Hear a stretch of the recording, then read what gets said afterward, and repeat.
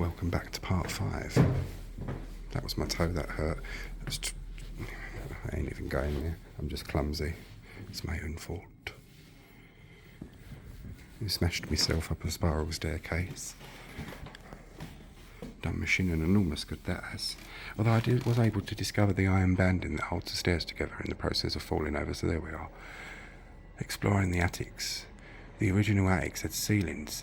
These would have hidden all the ceiling joists and timbers above. There is only one fireplace in the family end of the central attic. Additional winter warmth came from the rooms below and from the chimneys behind the attic walls. By 1900s, the ceilings had gone. Many of the floorboards and ceiling joists had been stripped out. Original floorboards were used to repair the barns in the farmyard nearby. New floorboards were laid in the 1920s or 30s after the house had come into the ownership of the National Trust. The staircase to the attic from the first floor was added in 1958. Here's the central attic in 1917, and it looks very different to what it does now with all its floorboards missing. And here's that staircase that was added in 1958.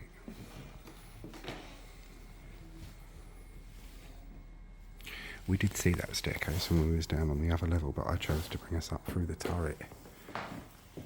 And these beams were the ones that had the dendrochronology done on them, the oldest part of the house.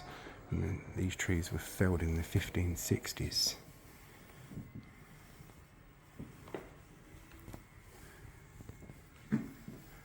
Thank goodness they didn't rip those out, eh?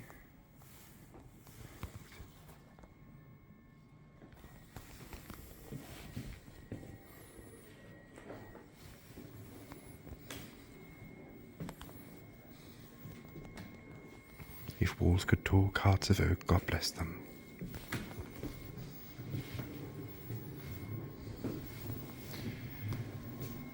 Charting the history of Eastbury Manor.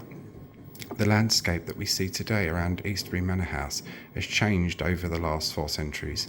By looking at old maps, we can discover when major changes were taking place. Slide the present day map from left to right over the old maps, Eastbury, to see how things have changed.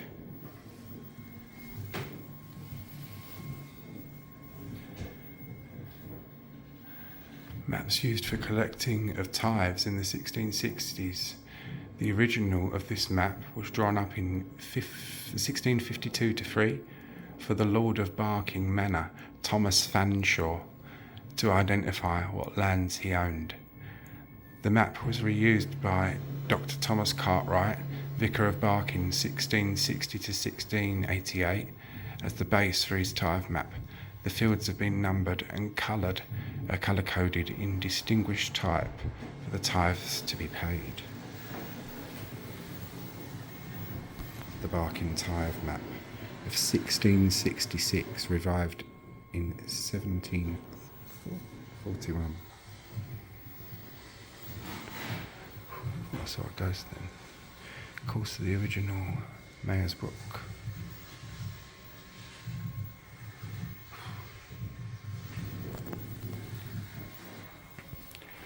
(1737) map of Eastbury. The map records several parcels of land belonging to Mrs. Mary Weldau. It names the different fields and records their size. The map also shows the layout of the gardens surrounding the house. The map was commissioned by the owners of Eastbury House and Estate, Mrs. Mary Weldau, who was one of 3 sisters who inherited the estate from their father, John Weldau. He bought the property in 1730, but died the following year. At this time, the house was a farm, was leased to a farmer called Thomas Newman. Here's that map.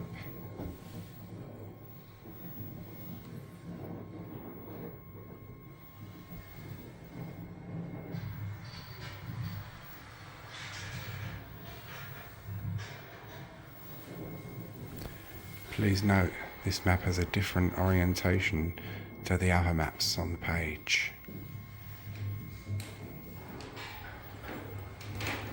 Andre Chapman's 1777 map. This map was published in 1777 in response to a prize offered by the Society of Arts.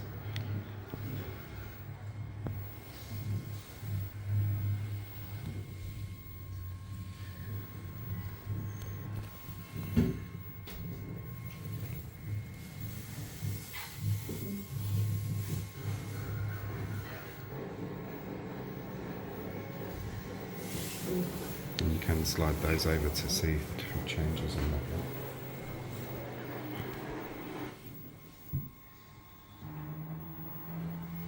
Cool, look, old televisions, look, box ones. The camera don't like them, does it?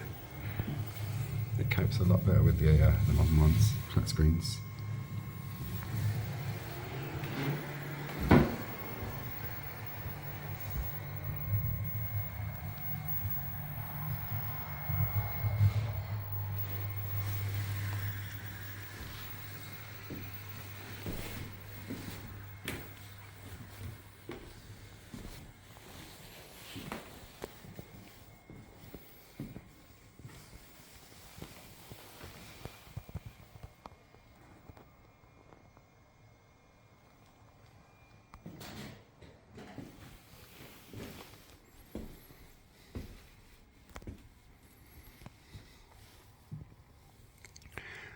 Long galleries in those days were the fashionable place to be if the weather was bad, like a day like today. Instead of walking in their private gardens, they'd meander themselves up and down this.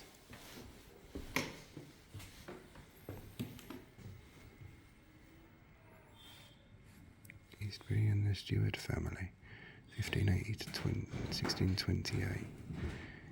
In 1580, Anne Cicely married Augustine Stewart, and Eastbury Hall came under the control of the Stewart family.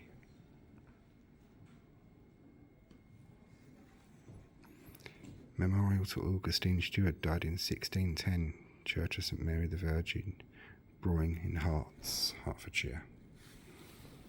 So when Clement Cicely died, his much younger wife Anne married again, and that's the fella she married, and it didn't work out too well for young Cicely, the heir Thomas Cicely, because he seems to have been swindled out of his inheritance.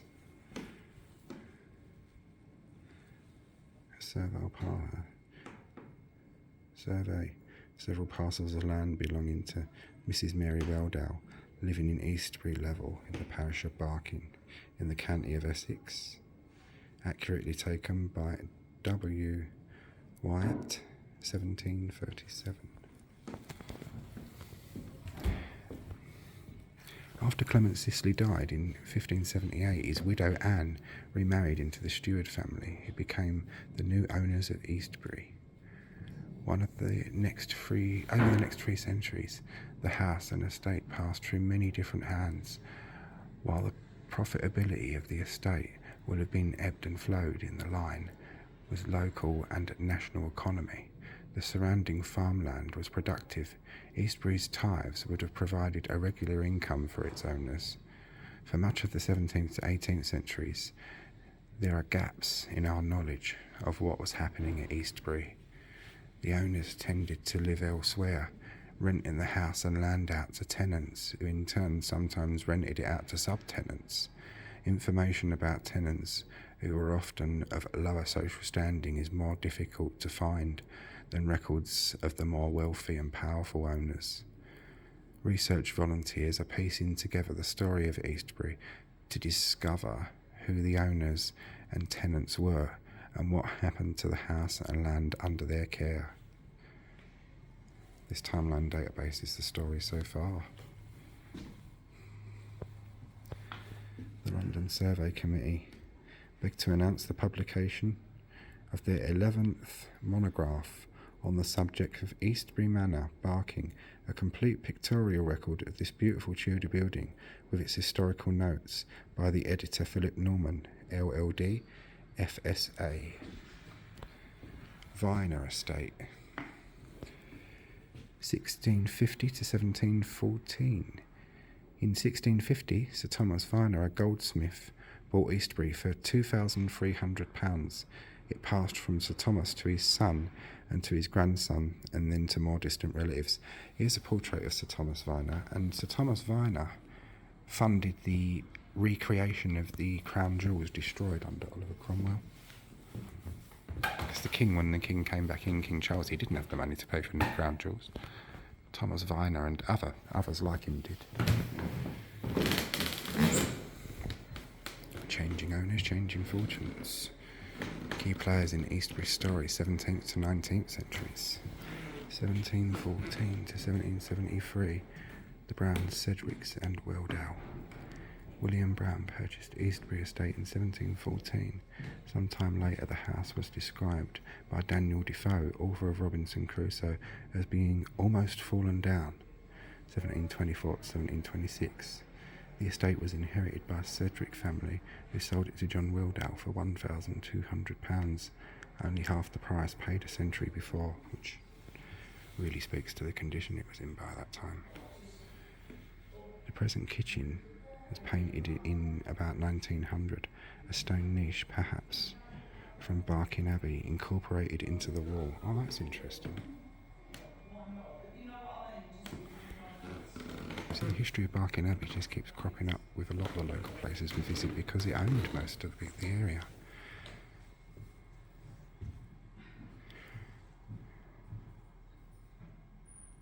After Clement Zithley died in 1578, his widow Anne remarried into the Stewart family, who became the new owners.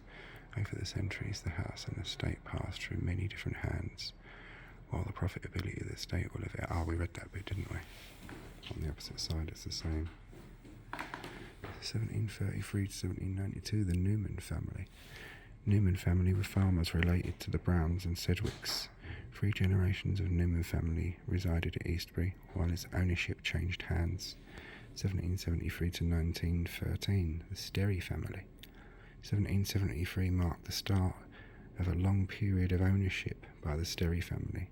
This was a time of both neglect and modernisation for the house. A plan of proposed work to modernise the west wing of the original ground floor never carried out, by George Porter, architect, Bermondsey, November 1830.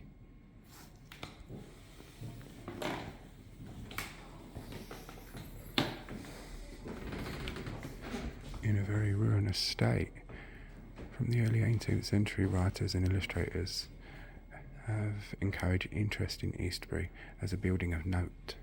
For example, Clark and Black in 1834 compiled a volume on the house.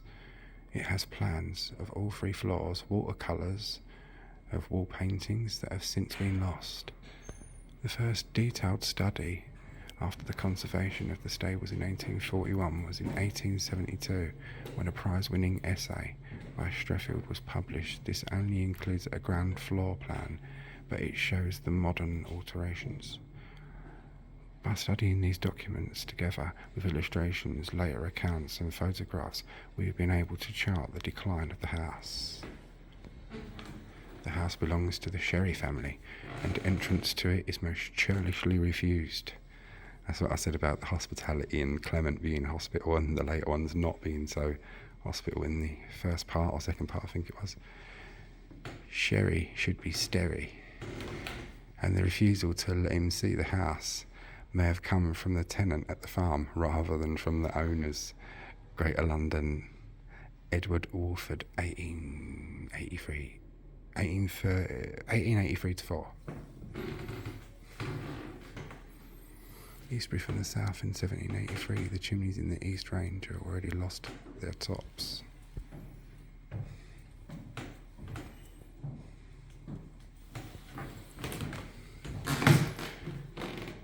Wall painting from the gallery in the attic.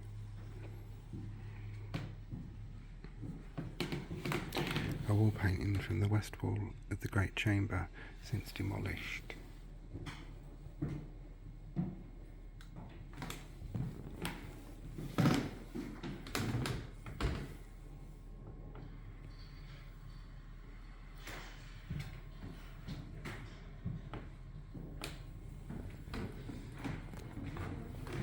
The occupier, Mr. T. Wetbread, had expected a considerable sum in the restoration of the house.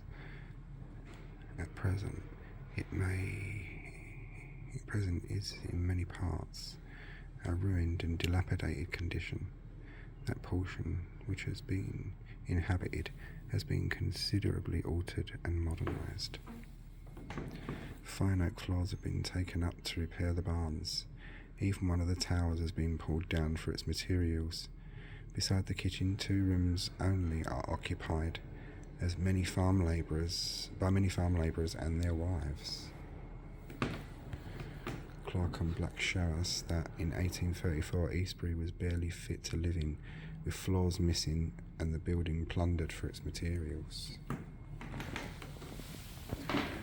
I, sir, cannot help deeply feeling that the hardships, injustice of being called in to repair the unoccupied part of the building, which have for many years past been allowed to fall into dilapidation.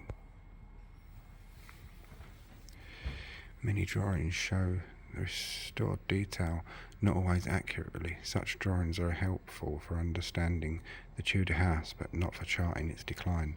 Eastbury restored by T.H. Clark, 1834. The West Attic in 1917.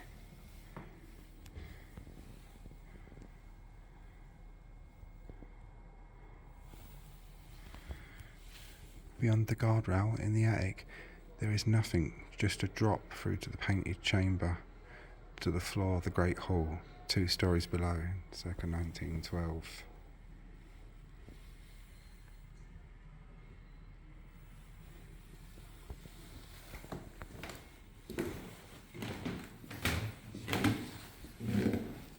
So there is. You wouldn't want to fall down that, would you? The publication of Eastbury Manor House, Barking, coincided with the breakup of Eastbury Estate. The photograph and plan show something of the condition of the ground floor. Hubert V. Curtis for the London Survey Committee, 1917. Plans, elevations and detailed architectural drawings were drawn up by Hubert V. Curtis.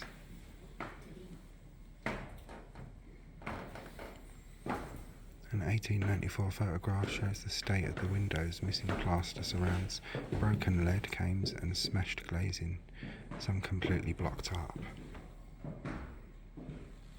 God, look at the state it was in.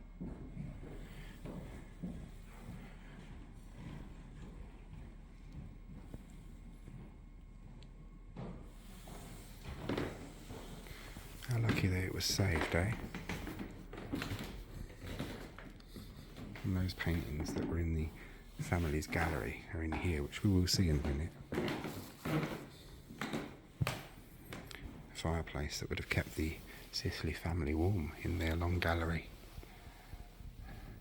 A lot of heat would have risen up from the other floors below, as it said, and from the chimneys that run inside the walls.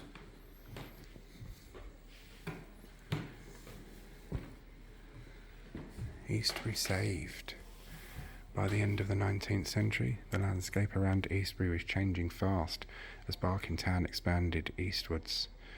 Building land was at a premium as developers sought to house the commuters and factory workers alike.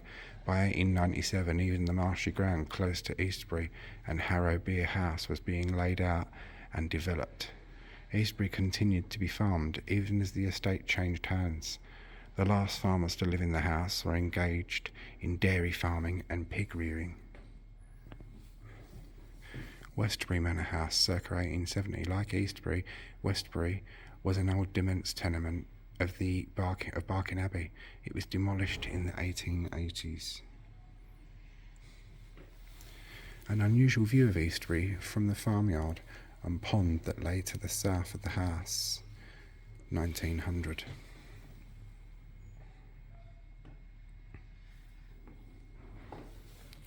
Ripple Road Cemetery Chapel in the 1890s, Eastbury visible in the background across the fields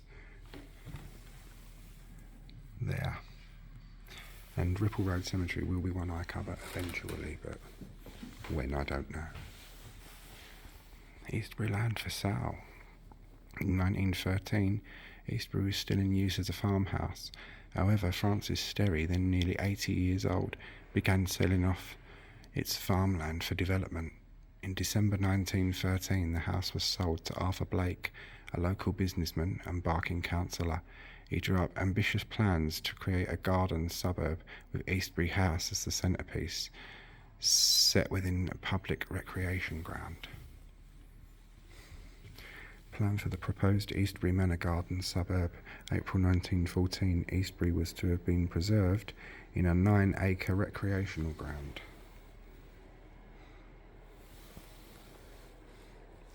Architects proposed plans for house in Eastbury Manor garden suburbs. Well, I must admit, they're nicer in detail than what's out there now from the 30s. I don't really like 30s architecture, if I'm honest with you. The outbreak of war. Beginning of the First World War in August 1914 halted the plans for the garden suburb. Eastbury was taken over for military use as the headquarters of a balloon apron. New floors were laid out in the long rooms and observation balloons were made there. The house and land intended for the recreation ground was sold to Percy Bayham, a local timber merchant and property developer. Perhaps he wished to strip the house of salvageable material once the military had moved out and then raze it to the ground. Military use and their care of the house was not always sympathetic.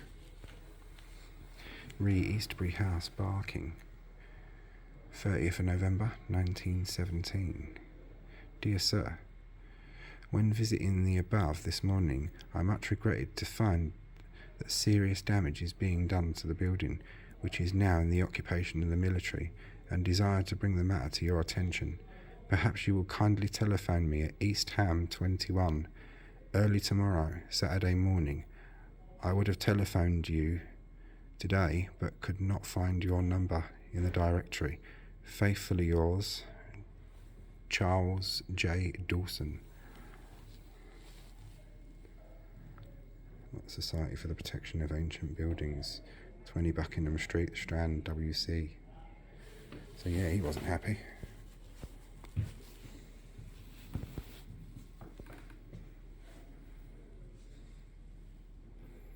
Indenture.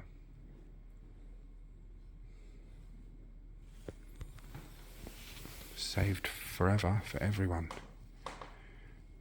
Barking's residents, together with the Society for the Protection of Ancient Buildings, SPAB, organised a campaign to save Eastbury from demolition. The London Survey Committee produced a report that brought the building's rich history to a wider audience. Percy Bayham's attitude softened. SPAB's files showed that he became increasingly involved in the efforts to save the house.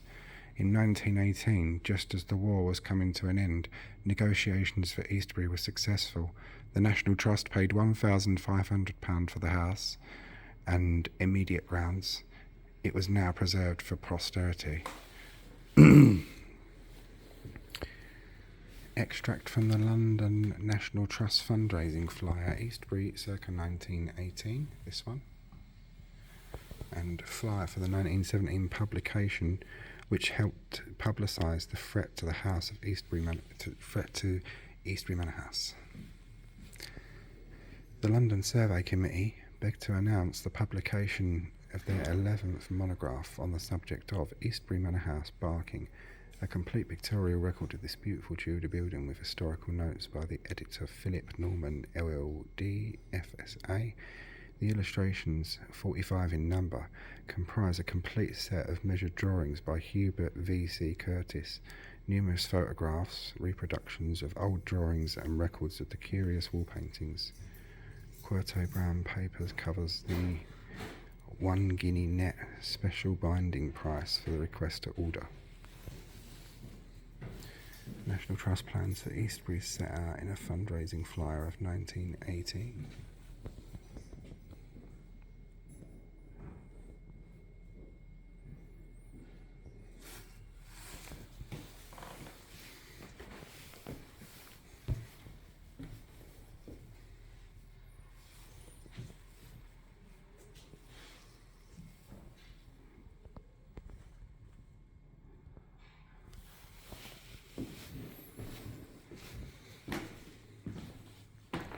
Barking Museum. In 1931, Barking received its borough charter. Pride in the town's new status was reflected in the Barking pageant. A museum for the borough was an obvious step, and plans developed from 1933. The cover of the Barking Museum souvenir guide. Eastbury Museum housed a wide range of artefacts including armour, weapons, paintings and furniture. Here is the museum in the 30s.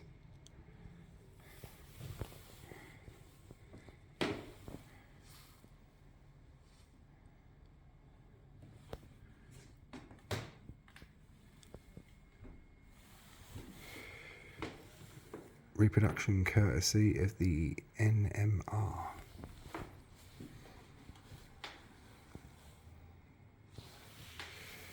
New lease of life.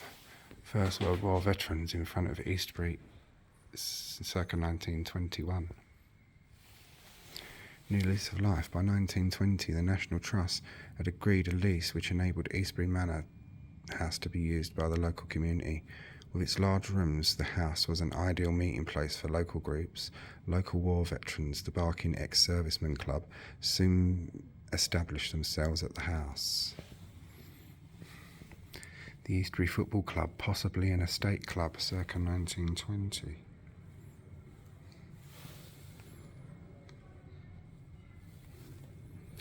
This is the local branch of the ARP, Air Raid Precautions Service, based at Eastbury in 1939 to 45. Eastbury on the home front. During the Second World War, 1939 to 45, Eastbury was an important hub for the home front effort. Across the borough, several air raid precaution ARP posts were set up to warn residents of approaching bombing raids. Eastbury House was post number 13. In 1944, the house suffered slight bomb damage. A children's nursery was also established during the war to support women factory workers. The nursery remained there until 1956. Nursery children and staff enjoy the post-war sunshine in the Welland Garden, 1948. Want to know more?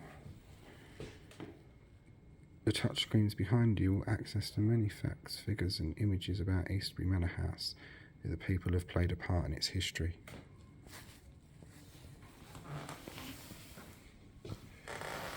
Barking Welfare Committee supported clients engaged in basketry, bookbinding and assembling cartons. Eastbury beds down to a near future. The post-war period from 1945 was one of austerity. There was no prospect of re-establishing the museum. Priorities were on rebuilding communities. By 1950s, the house was both an occupational centre and home to various arts and culture groups. Alterations improved the access to accommodate the blind club and wheelchair users. The Barking Welfare Committees supported clients engaged in basketry, bookbinding and assembling cartons.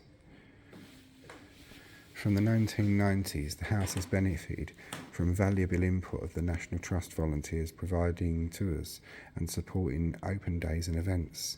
This, along with the borough's own vision to develop the house as a cultural and heritage centre, has assured its continuing benefit for the local community.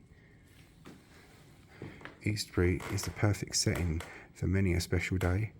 Costume volunteers interpret the house to visitors and live performers add atmosphere.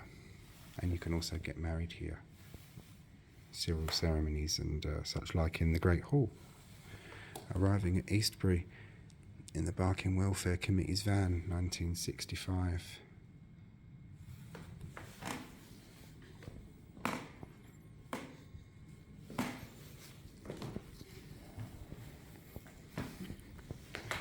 Right, so join me for part 6, I believe, as we go through into the other part of the attic.